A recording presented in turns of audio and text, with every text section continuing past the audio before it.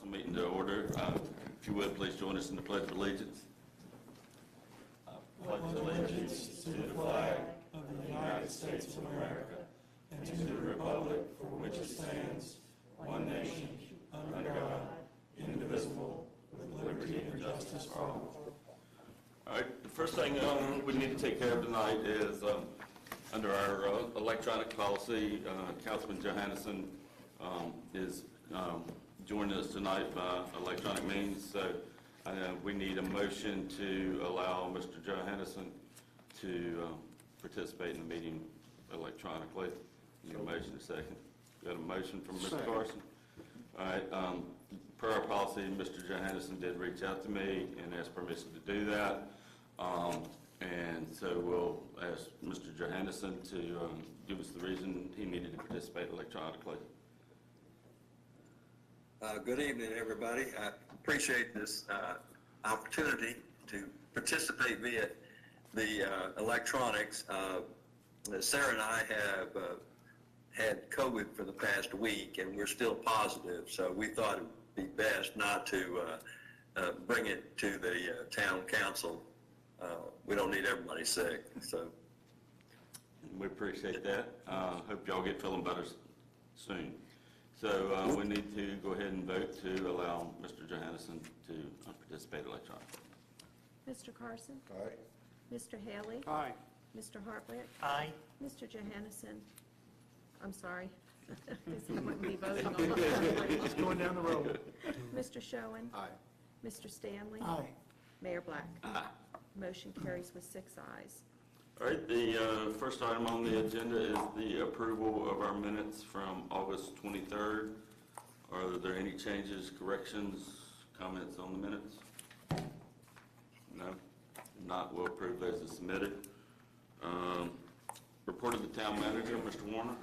Thank you, Mayor Black, members of council. It's almost that time again. Centerfest is scheduled to take place on Saturday, September 24th, and I know DW and some of the electric folks and the police have been working with the Central Virginia Business Coalition to plan another outstanding event that we look forward to. I also want to take this opportunity to publicly congratulate Police Officer Travis Thomas on his recognition as Citizen of the Year by the Bedford Chamber of Commerce. In addition to Travis's excellent professional work, his love for Bedford and personal involvement in the community is certainly an inspiration to us all. And also would like to recognize and congratulate our electric director, John Wagner, who has been elected to represent all electric utilities within the Commonwealth of Virginia on the American Municipal Power Board of Directors.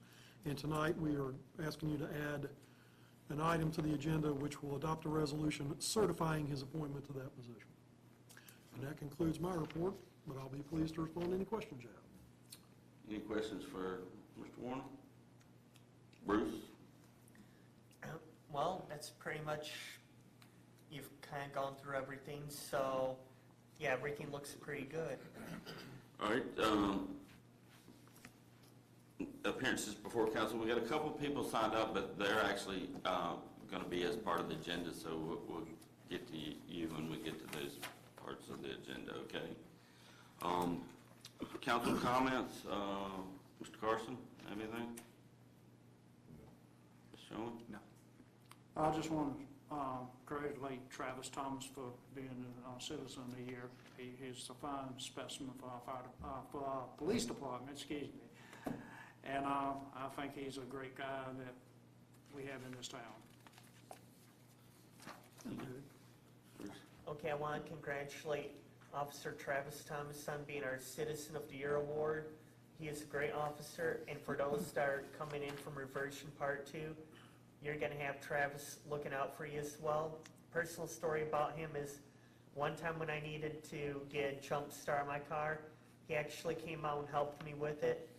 So he does do a great job. Another thing is, I also want to congratulate John Wagner on his new position as well. Congratulations. You'll do a great job. Bruce Johannesson, did you have any comments for us this evening? The one thing, Mr. Travis receiving the Citizen of the Year award, it's well deserved. Appreciate his work for the town. So, and it's a good thing. And John, as usual, should be commended on the work he does, keeping our lights on. Although we lost power for about an hour this week, we survived it, and appreciate him very much, keeping the lights on. And I'll echo everybody's comments on, Travis being named Citizen of the Year. I know he is an active participant in the lives of the young people in this community, as well as being a police officer, and we certainly appreciate his commitment to our community. In addition, the Bridge Street Cafe won the Rising Star Award, so that's an up-and-coming business here in the town of Bedford, and we're glad to have them here, Justin and Hayden and his family. If you haven't had a chance to get in there and get a bagel and a cup of coffee, you ought to do that. It's a great place to meet and meet people in the community and find out what's going on. Also, another business in the community, Sam Moore Furniture, was named the Large Business of the Year, and we're proud to have them as a corporate business here in the town, and appreciate their commitment to our community as well. Mary, I didn't miss anybody that looked there in town, did I? Okay, all right. Thank you. Mr. Mayor, one thing I didn't mention, which is odd because they're staring us right in the face, is thanks to the work of D.W. Lawhorn, we have new Christmas banners that will be installed in the Centertown area based on the input we received from a committee that you appointed. Those are on display up front here. We're going to mix those in with some new electrical decorations as well, which will be lighted wreaths and hopefully have a more colorful and newer, up-to-date display for the holiday season. But I did want to mention one other business that won the Agribusiness Award, because they're an active participant in our farmers market. They're there every week. It's Max and Little Otter Flower Farm, and I got the chance to talk to Max Saturday. He was very excited about winning that honor, and is proud to do business here in the town as well. So just wanted to give a shout out to all those people. The next thing, reported council committees. We had Public Safety and the Streets Committee. We, on the Streets Committee tonight, we talked about the Purple Heart sign on the bridge up there next to the D-Day, and also changing part of Jackson Street and Lee Street to one-way. On the Public Safety Committee, we talked about SRO grant policy for a officer for the schools, a lieutenant position. We talked about animal control and parking details downtown Bedford. Thank you. All right, with that, we do have a couple, one revision to the agenda. We have a resolution to appoint the AMP Board of Trustee member, John Wagner, as the member of that. So there's a resolution at your desk, so we'll add that at the end of new business, or at the business right before we go into the work session. All right? So the first item of new business this evening is a presentation from Liberty High School in regard to the homecoming parade. Mr. Warner, you Actually, Mayor, the student body president, Ms. Jaden Hurt, is here to make a presentation, and I'm going to turn the podium over to her. Madam President, welcome. Thank you. Good evening. My name is Jaden Hurt, and I'm the SEA president at Liberty High School. I'm here tonight to request your approval for the 2022 homecoming parade to happen in downtown. The parade will feature class floats, the marching band, and clubs. The date is set for October 7th, and the lineup will start at 4:45 p.m., and then the actual parade will start at 5:30.